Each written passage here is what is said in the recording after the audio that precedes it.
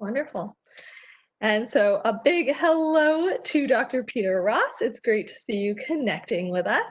And I'd like to start off today's program by saying how grateful I am to be teaching, learning, and living on the traditional territory of the Musqueam, Squamish, and Tsleil-Waututh people, who since time immemorial have been incorporating the practice of observation in science and storytelling and oral history, and that education and research at Oceanwise are so grateful to be able to incorporate that in our programs like today's Tales from the Deep live stream.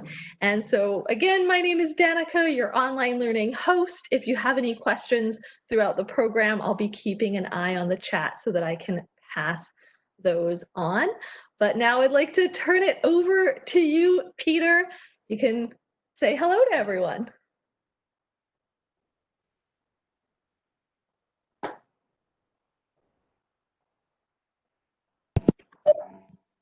Perfect. Thanks, Danica. That worked as smoothly as I think it did. Technology is always a little bit daunting online, but you should be seeing my title slide, and you should be hearing my voice. Maybe you'll see my little face somewhere on your screen. But Danica mentioned, feel free to interject using the chat room, and we'll get to any questions that you have. There are lots of questions. This is a big topic, and some of you have been working in the subject area. It's a hobby, others it's an interest or a concern, but basically I wanted to put up the idea of plastic pollution and to ask the audience to immerse themselves in the subject matter for this little interlude on this beautiful day, and to ask that question of each other. Is this plastic pollution story a crisis, a global conservation threat, or is it merely a trifling inconvenience? Is it something that's a little bit unsightly and not so nice when you see straws and bottles on beaches, but it's otherwise benign as a threat? So that's the subject of the talk, and I'm going to give you a crash course that will add to what I suspect is already a fairly deep understanding of the topic on the part of most of you. I have to back up here. Plastic is but one of many, many, many different types of pollutants. The real world, the real ocean is very complicated. We have over 100 million chemicals that have been designed by humans. We have well over 250,000 chemicals on the global marketplace. That means they're in high production. And we have somewhere in the area of 1,000 new chemicals invented and produced every single year. All of these chemicals make it a daunting specter for us who are in the trenches trying to understand the nature of pollution and what the threat might be around each one of these types of pollutants. These types of pollutants have a wide variety of properties. These are chemicals. And of course, when I talk about thousands, if not hundreds of thousands of chemicals, we can imagine a soup out there of chemicals that can accumulate in organisms like killer whales or beluga whales or sea otters or salmon or sea urchins and the like. And they might represent a health concern to either that species or to consumers of that species, be that a predator or be that a human who relies heavily on seafood. But I'm now going to shift away from chemicals and into a structural family of pollutants, and that, of course, is plastic. And plastic pollution is very, very different topically and scientifically from chemical pollution. But nonetheless, what we're talking about is a foreign, human-made product that is inadvertently getting into the ocean where it has no stated benefit or use. And in the case of plastics, we have many, many different shapes and sizes. We have thousands of different chemical formulations. They can cause both acute injury or trauma, or they can cause chronic toxicity. The interesting, troubling thing about plastic is plastic does not break down chemically. It breaks up physically, but chemically it resists degradation And so what we're creating today is almost a geological layer of plastic around the world. And then that creates actually an era that is very marked in terms of historical record. We have a layer of plastic out there. The very nature of plastic makes it difficult to study, tough to understand, and challenging to regulate. And so I put it out there that plastic is a pollutant class like no other. And of course, plastic is everywhere. It is found it sinks to the bottom of the ocean. It's found in the Arctic. It's found in the Antarctic. We find plastic of various different types and sizes all over the planet, and increasingly so. Most of the plastic in the ocean is there because it has, for all intents and purposes, leaked into the ocean. It has escaped our management, our custody. It's a plastic bag that is blown off a city street and into the ocean. It's a fishing line that's fallen off a fishing boat. It's a cigarette lighter that someone has lost or displaced or misplaced. And in the ocean, we now know that plastic kills. Plastic kills sea turtles. Plastic kills sea otters. Plastic kills albatross. Plastic kills just about any species we look at out in the ocean. And that's because it suffocates, it lacerates, it blocks up the intestine, it cuts the intestine, causes all sorts of problems in wildlife. We've known this for decades, and we've helped to reduce that threat through bylaws and regulations on a national scale and international treaties around shipping and the maritime sector. But there's still a legacy of lost items, and there's a tap we have not been able to successfully turn off on land. And that means that we are littering, sometimes deliberately, but oftentimes inadvertently. We don't mean to hurt the ocean. We don't mean to release plastic pollutants into the ocean. But when we look at this graph, we understand what the problem is. Since 1970, we've seen basically a 20-fold increase in the production of plastic globally.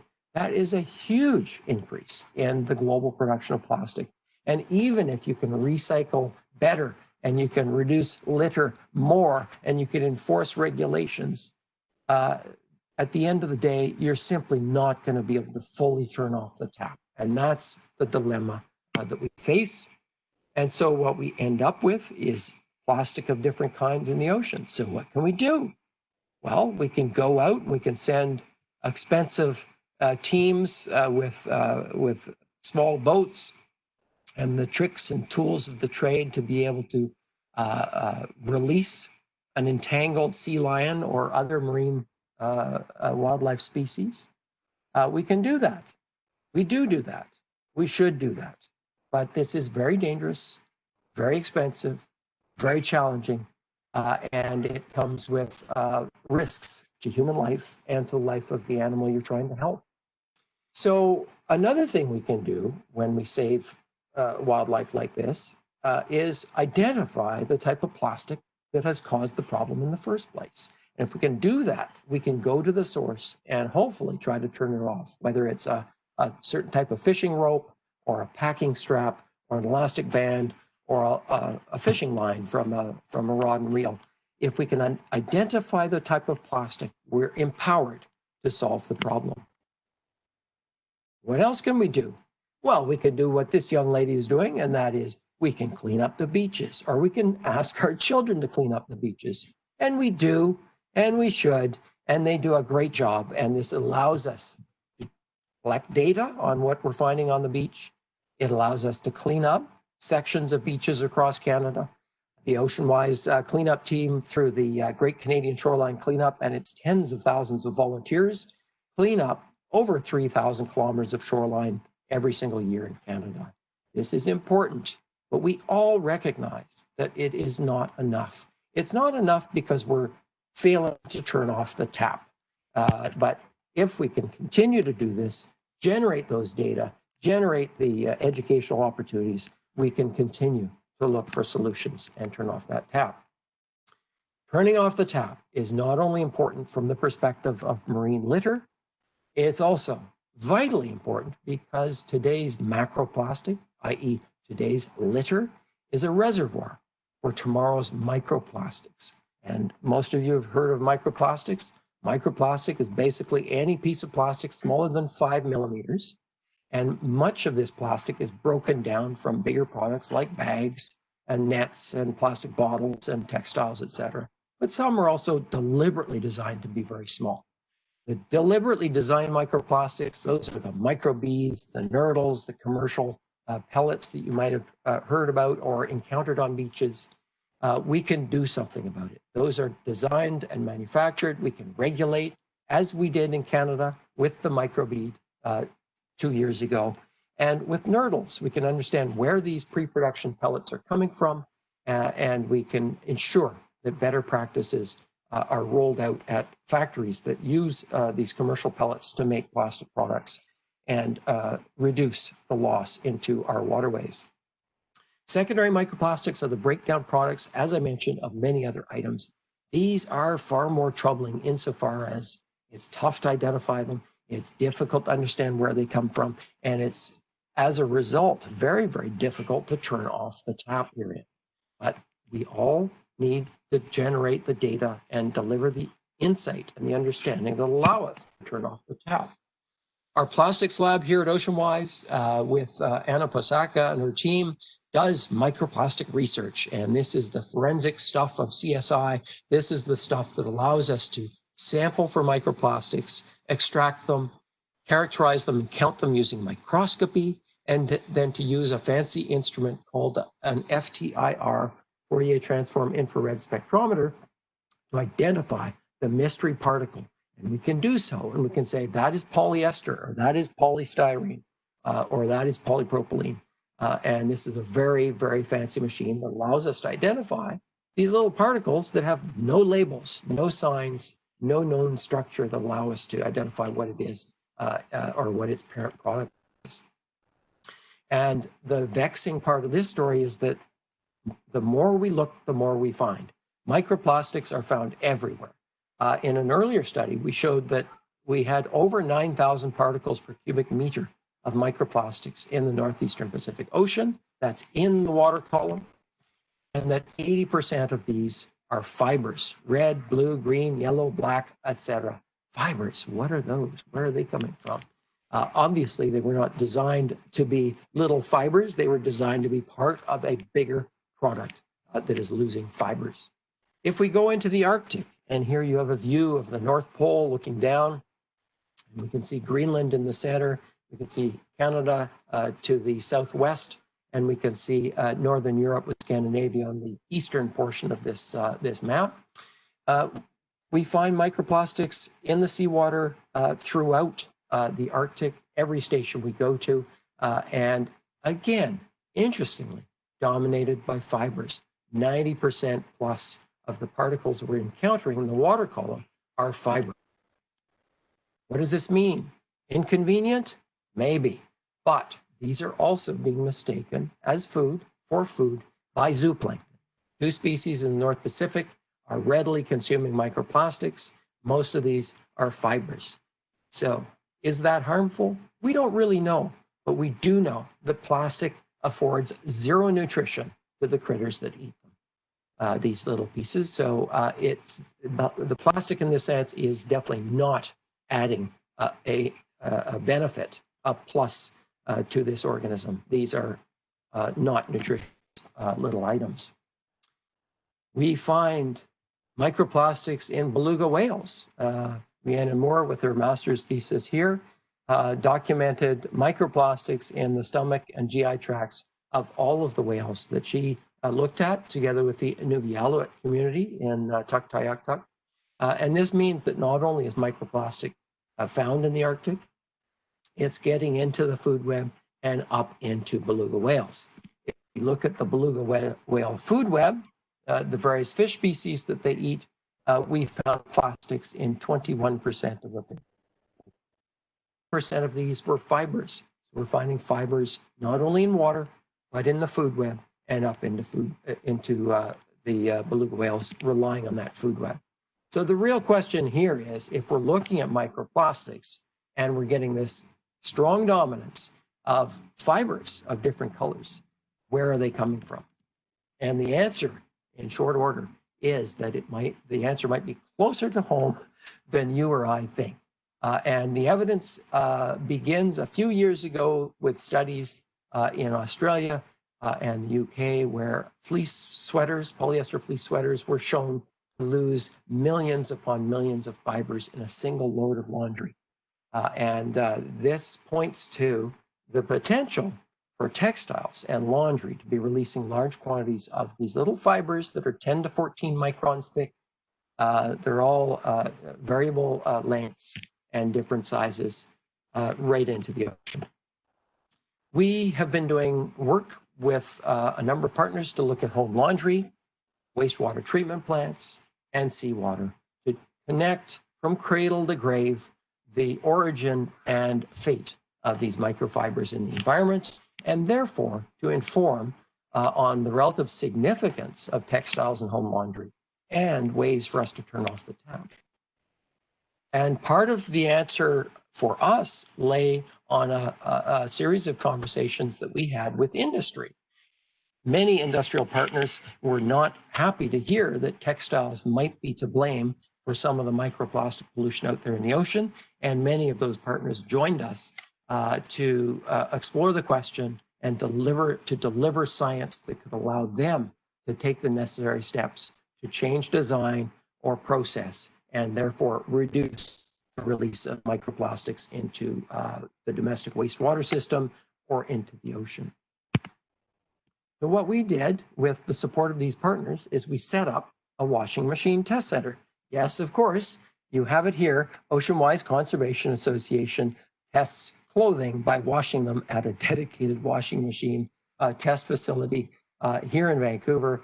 And this consists of a series of 3 industrial grade washing machines with modified accessories on the back end to subsample the effluent, that is the wastewater coming out of a controlled laundry test. In this regard, what we did was fairly simple. We tested 110 different products that were known to us. They were standardized in terms of mass or weight. And then what we were able to do is basically compare the fibers lost across these different products. The results were revealing. You can download this free PDF. You can Google "me, my clothes in the ocean" and get all of the details on what we found. But there were really 2 things that were striking. The first is that every single item we tested lost fibers in the laundry. That means laundry, washing machine is producing, or by producing, if you will, fibers, and those are getting into the wastewater system. The second thing that was striking is that there was a 1,000-fold variation across the different products in the shedding from these different materials. 1,000-fold variation. And that means that some products shed a great deal and others didn't shed very much. For me, this is a potent argument that points to the potential for design that is more ocean friendly, is that variation. So that is meaningful in and of itself as a principle, and that's helping to guide further research at our end and helping to redesign, reconfigure, reevaluate sourcing on this life cycle for textiles. The second step in our work was to partner with Metro Vancouver and to look at the largest wastewater treatment plant in Vancouver, which is a secondary plant, and to assess microplastics getting in through the influent and then out through primary effluent and secondary effluent, and then what is retained through biosolids and sludge. In this study, what we found was that every year, an estimated 1.8 trillion microplastic particles are entering the plant every year. 71% of these are fibers. Polyester and rayon dominated. 99% of all fibers were retained as of the secondary effluent stage. That is good news insofar as it greatly reduces the loss into the ocean, but these are not destroyed. They can be redistributed as fertilizers in different sectors. So this points to the role the wastewater treatment plants play in basically the budget of microplastic pollution out there. And it does help articulate opportunities for intervention. End of the day, turning off the tap is better off through redesign at source than of leaving it up to our wastewater treatment plant operators to figure out how to extract plastics from a very complicated waste stream. When we add all of this up for Canada and the USA, we estimate that every year the equivalent weight of 10 blue whales, that's the largest species in the world, is released from wastewater treatment plants. And that's simply from microfibers. If you weigh all of these fibers that are being released, it'd be equivalent to 10 blue whales. That's 3.5 quadrillion particles every single year. That's an awful lot. And to take that right back to home, that might be more understandable. In the upper left green here, an average of just over 500 million microfibers are released per household in Canada and the States. So this really does articulate the potential for textiles, laundry, and our wastewater streams to be polluting the world's oceans. And it really highlights the need to intervene in ways that inform best practices. And so I'm going to sum up here with a couple of points. The first is, this is a global issue. Plastic pollution is everywhere and it's increasing around the world. Second point is, this is complicated, and yet it's fundamentally simple. Plastic is used in many, many different products, but has a common industry origin through petrochemicals and only a few pathways to the ocean. All roads, all plastic roads, lead to microplastics. All plastic products break up into tiny pieces that will never disappear. That's a fundamental truth that we've got to stare down, understand, and acknowledge as we retain custody over all of the products in our lives that are plastic. Next, we're all connected to the ocean. There are a lot of fibers in the world's oceans that are coming from clothing, laundry, and wastewater, and all waste streams, liquid waste streams, head back into the environment, into aquatic environments, both freshwater and saltwater, and ultimately are contaminating the world's oceans. We like to think about solutions because bad news never makes us very happy. But in this case, the solution is quite tantalizing because the solution offers us good news opportunities. The first point is that the plastic pollution crisis is understandable. Everybody gets this one. Mercury, hydrocarbons, cadmium, pharmaceuticals, PCBs, flame retardants. Not everyone appreciates how those chemicals work, where they come from, or what they can do about it. But with plastic pollution, we can get roll up our sleeves and solve the crisis through a combination of regulations, best practices, education, green design, and fundamentally good old-fashioned teamwork. Another point that I think bears mention is that innovation and the likes of the innovation that we're seeing today, we are witnessing, creates jobs and wealth. The entrepreneurs in this audience can help solve the plastic pollution crisis and design a sustainable economy for future generations. Did you know that every year the world throws away over $140 billion worth of single-use plastic packaging? It's a lot of money. It's a lot of money in the hands of very few, and that's a lot of money that can go to those entrepreneurs that find more sustainable ways of doing exactly the same thing in terms of packaging. So the answer to my question is plastic pollution is inconvenient, but it's also representing to us an emerging crisis. And I put it out there that there are many species and many communities that rely on shared resources in the ocean. Certainly First Nations communities along our coastlines rely very heavily on food security, access to clean and abundant seafoods for food, social, and ceremonial purposes, and ensuring a clean and accessible seafood is very, very important. So there is an emerging crisis. I don't think we have to be shy about that one. We acknowledge that that is the case. We also acknowledge that there are governments and companies and organizations around the world trying to do more, trying to do the right thing. And the question is, just how far can we go to work together to solve this really big problem? So Danica, I think I'm going to end up there. Thank the many people in our plastics lab. We're delighted to have some of them in the audience today, but delighted to have them at the helm of some very important conversations and research projects. And I think I'll leave it there. So thank you all for your time. Remember, teamwork and entrepreneurs. We got lots of opportunities to earn money and save the ocean. Thank you so much, Peter. That was fantastic. And I really love how many kind of solutions you flagged, because I know that that's always a great note to leave with all of the folks joining us and that will be tuning into this on our YouTube channel later on. We're getting some nice questions coming in on the chat. The first one being, are bioplastics or biodegradable plastics a good solution to this plastic problem? Great question. Very dangerous question.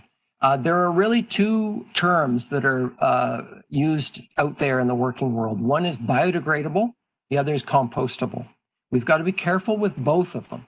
Biodegradable could mean that a plastic bag breaks down into smaller and smaller pieces, but it remains a plastic. So biodegradable could mean that that plastic bag will form the basis for thousands of microplastic particles. Got to be careful. The second term, compostable, that typically means that product, whether it's made of PLA or other compounds, needs to be composted at a suitable industrial scale composting facility, which is going to be 60 degrees Celsius for 60 days and the like. It's not something that you can throw into your compost bin. So we've got to be careful with biodegradability studies and/or products. Compostable, okay, but we've got to make sure they get into the composting stream, not the recycling stream. We don't want to recycle compostable plastics. So it's a little bit complicated, unfortunately. And I'm always cautious when it comes to quote unquote green chemistry. We've got to be very careful about these technical solutions.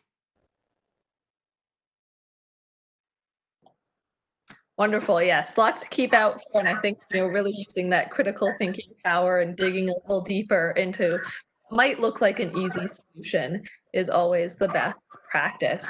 So we're getting lots of great questions about the wastewater treatment. One coming in is, what's the difference between primary and secondary sludge? Yeah, great. Primary, secondary, tertiary are basic definitions that are sort of loosely descriptive of different engineering technologies that are available and applied. In Canada, coastal communities have to have a minimum of secondary treatment. The basic distinction between primary and secondary is that primary is mostly physical and settling. It's basically allowing settling ponds, for particles to settle out, for some of the viruses or bacteria to become inactive. So if we look at our study, most of the microplastics settled out in the primary phase. Some got through into secondary.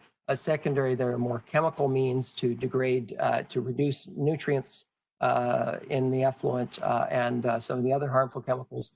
But these are very, very simple technologies. Some of the tertiary technologies are much more advanced and retain a lot more of the pollutants and contaminants. But to be quite honest, I feel for wastewater treatment plant operators when I mentioned the fact that we've got 250,000 plus or minus chemicals on the marketplace. Now we've got all these plastics. That's a really tall order. That's a heavy responsibility, a heavy burden for wastewater treatment plant operators. And I think we have to be mindful. It's always easier and more effective and more meaningful when it comes to ocean protection to turn off the tap before it gets into the complex liquid stream that we see in wastewater treatment plants. Very good to keep in mind. And so, do you have any kind of, if someone was looking to start at home making a difference after today's presentation, what are a couple of first things that people could consider changing? That's a great one. I mean, I think we all acknowledge that plastic is everywhere. It's estimated that every year the average Canadian is using about 3 times their own body weight in plastics through the various products that and packaging items that they use or consume or dispose of. Plastic has really exploded over the last 50 years. There's no question about it. And plastic textiles have exploded in recent decades. I mean, what would one do? You know, if the blue bins worked and worked well, recycling would be a panacea. But we know that the recycling system is broken and needs considerable fixing. We know that the products that are being recycled suffer from low value, low marketability because they're adulterated with colors and dyes and flame retardant chemicals and hardening agents and softening agents. We know that recycling plastic is not an easy pathway forward. It's one step. It should be improved. We also know that plastic, well, not only plastic, all clothing sheds in laundry. So you can install a washing machine filter. They are available for $120 to $150. It requires a tiny bit of maintenance, but it's essentially the same as a lint trap, but it's on your washing machine. And that will reduce the loss of fibers from your washing machine by as much as 95%. That's something you can do. But if all your neighbors are not employing that technology, we're helping, but we're not solving the problem. I think another thing that we can do at home is target the idea of an ocean-friendly home, whereby all of your practices, all of your purchases are put through the lens of how can I be friendlier to the ocean in terms of what I'm flushing down the toilet or down the sink, down the bathtub, what is getting into my storm drain outside, whether I'm using pesticides or fertilizers, artificial fertilizers, what I'm doing with my solid waste and compost, etc. I think really what we would benefit from is a consolidated domestic approach to responsibility around the plastic file, acknowledging that regulations and opportunities for partnership in industry are absolutely paramount. We cannot do this alone, and we do need teamwork out there. Very true. And I think, just as you were saying to, really make those clear and conscious choices of what you're using and checking kind of the labels and everything. Sometimes it's not very clear what sort of even fibers to watch out for in your clothing. Is there anything that people should be keeping an eye out for? Let's say if they're reading what their clothing is made out of, kind of figuring out what is synthetic or what is better to have in your closet or have in your home. Well, I love cotton clothes, but cotton is not perfect either. I mean, cotton is the world's most pesticide-intensive crop. It's a very water-intensive crop. Bamboo requires a lot of chemicals and is leading to habitat destruction in riparian zones. Wool is heavily chemically treated and comes from sheep that are, producing a lot of biological waste poop in the hills of some countries like New Zealand. So no textile is perfect. Organic tends to be better, of course, but plastic need not be bad. What we don't like is plastic that sheds. So textile products that are shredded, like polyester fleece, are problematic because they are basically a degraded product to start with. You can get high-end performance polyester or nylon that basically do not lose fibers in your washing machine and will retain functionality and remain a quality product for a long time. Interestingly, if you take a fleece sweater and you wear it for 5 years and you wash it regularly, at the end of 5 years, it weighs 3 to 5% less than when you bought it. That's how much material you're losing. And that's not a recipe for a long-lasting, high-quality product. It's simply not. So there are some tricks that you can do with your clothing. I'm not suggesting you throw out all your fleece sweaters, but maybe you don't need to wash it every time you wear it. Maybe you can hand wash it, which is less disruptive. if you're washing it in the washing machine, a front-loading washing machine is friendlier to it's a much more gentle machine than a top-loading washing machine with the big axle in the middle of the centrifuge. Cold water tends to be friendlier. Less soap and liquid soap tends to be friendlier. So there are some basic practices that you can pursue that reduce the loss of fibers from all of your clothes and also extend their life. So you want that product to last a long time. Take care of it. I think we all know, we've all learned about washing machines and we've all destroyed some clothes by accident. But this is exactly that point. You can be a good custodian of your home laundry and take care of your fabrics and be a little bit lighter on them, particularly those products that are likely to lose fibers, and those are pretty self-evident. We can look at a fleece sweater and we can see the fibers that are fairly loosely knit there. Excellent. I think everybody's going to be going into their closets after this and checking out what's in there if they don't already know. So it was great to hear that most places in Canada have that secondary water treatment. We are seeing a couple of questions coming in about what's going on in the rest of the world. Are there any countries that are doing particularly innovative things with their processing come across, or maybe any that are struggling to do a good job with their water treatment?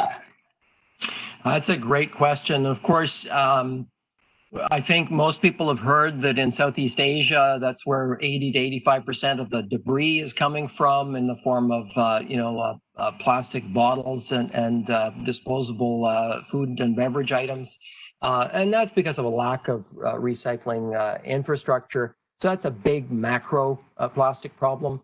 But the microplastic problem is basically coming from everywhere. And I think in affluent countries, particularly northern countries, we're more likely to be buying more clothes, washing clothes more routinely, and perhaps wearing warmer weather clothes like those polyester fleece sweaters. So I think the microplastic problem is shared around the world.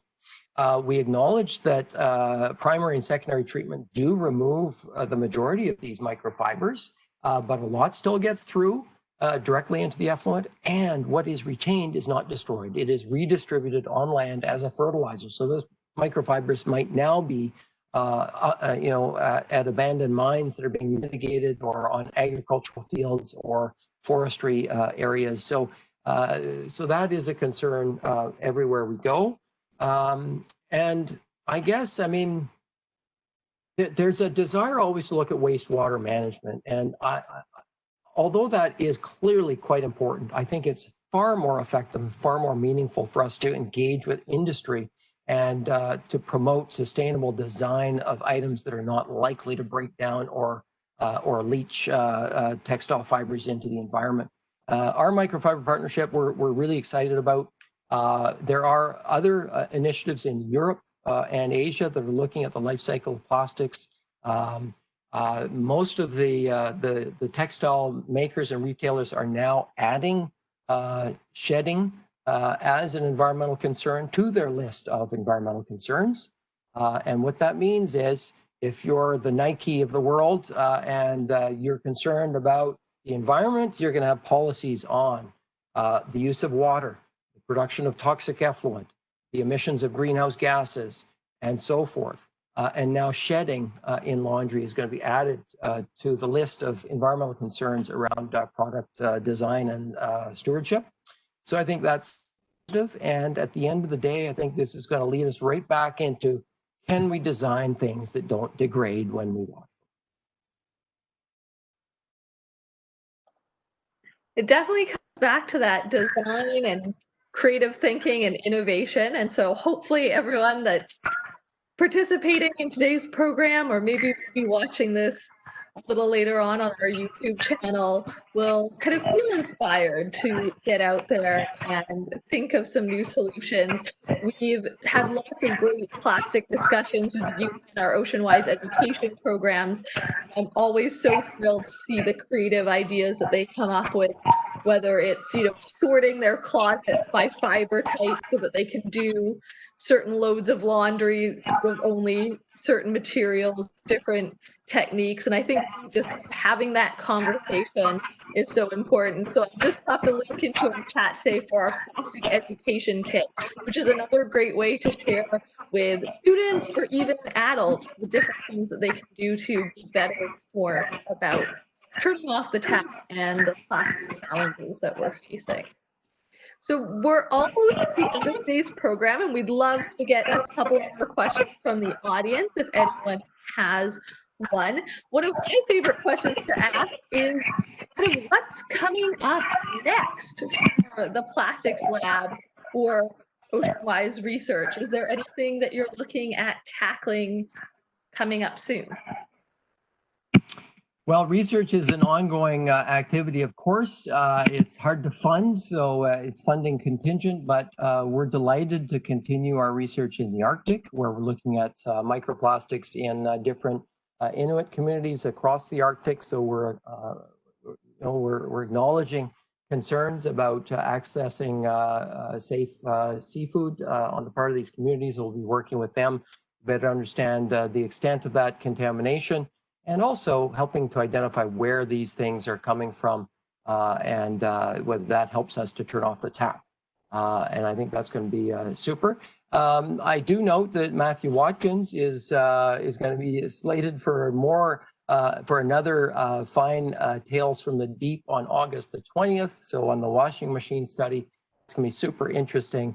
I never imagined in my career as an ocean pollution expert that I would be spending a lot of my time studying laundry and textiles and the like. And Matthew's done an exceptional job in the washing machine test center and also in our plastics lab to basically look at the various textiles and how they shed, what those particles look like, why they're shedding, and what's happening during basically the life cycle of those textiles. So that'll be interesting. For me, I think as we look ahead, phase 2 of the microfiber partnership is going to be super exciting. That has started. So Anna and her team are working hard to work with an expanded list of partners, and we're trying to expand down the supply chain to get into the designers and the manufacturers at the mills, many of which are in Southeast Asia and the mainland. So we're excited about that. We think that affords a great opportunity to do very operational research. I guess the next thing is trying to figure out how this all fits together. If we look at the washing machine, that's not the only way in which you and I connect with the ocean. There are other ways where microfibers are lost from, or microplastics are created from the various products we use. And so for us, we're excited about something we're calling the Urban Plastics Initiative, which is going to put more of a watershed boundary around the plastic economy or the plastic pollution economy and expand well beyond the household and the washing machine. So we're excited about that, working hard on that. And of course, with COVID-19, everything has changed. We're continuing to work as hard as we can and as creatively as we can. But the world's attention has shifted clearly of late. And for us, protecting the ocean remains as important as ever. We are simply redoubling our efforts to do the right kind of research at sea, in the lab, and internationally. Well, thank you so much. And I think that's, a great message, is that even as the world is changing around us quite a bit lately, that there is so much that we can do. And just even starting by tuning into these programs and being better informed is a great first step. So we really thank our audience for joining us today. And we are going to continue to have a lot of exciting presentations coming up with Tales from the Deep for you. So thank you so much, Peter, for connecting with us today and sharing your work. And we're really excited to share these presentations on the OceanWise YouTube channel. You can find under Tales from the Deep to share with your friends or connect back if you want to take a look at anything any deeper. And of course, this program runs every Thursday at 1 p.m. And so we are looking forward to being joined by Aaron Purdy next week for Flukes, Sinks, and Blows Whale ID 101. So that might give you some great tips and tricks for some new hobbies this summer, this August. And so we'd love to see you next week for that. And of course, one of the best ways of connecting with us, keeping track of what's going on, what's coming up week to week, is by checking out the OceanWise Facebook page. You can connect to the events and see weekly posts for Tales from the Deep, and it will give you a date and remind you when we're going live with these programs. We have lots of great offerings online, including our next educational program, which is going to be our virtual summer camp starting August 17th to 21st for 11 to 15-year-olds. So if you know any youth that are keen on connecting to more environmental and marine conservation education, we'd love for you to help spread the word, and that's a collaboration with our neighbors, Stanley Park Ecology Society. And we want to make sure that we can connected with you by either connecting online at OceanWise EDU on Twitter. You can also find updates about these programs on Instagram through the OceanWise Research Instagram channel. And you can find out more great programs by visiting ocean.org/learn-online to see what we have going on next. Of course, we're so excited that we have had the Vancouver Aquarium open for several weeks now, but we'd still really love your help sharing the word, sharing if you're enjoying these programs and connecting with us. And you can see what's going on in the community to help support OceanWise and the Vancouver Aquarium by visiting vanaqua.org/saveVA/community. And so again, big thank you to our audience. Big thank you to Peter Ross for your great presentation today. And we hope to see you again next week. So bye, everyone. Bye.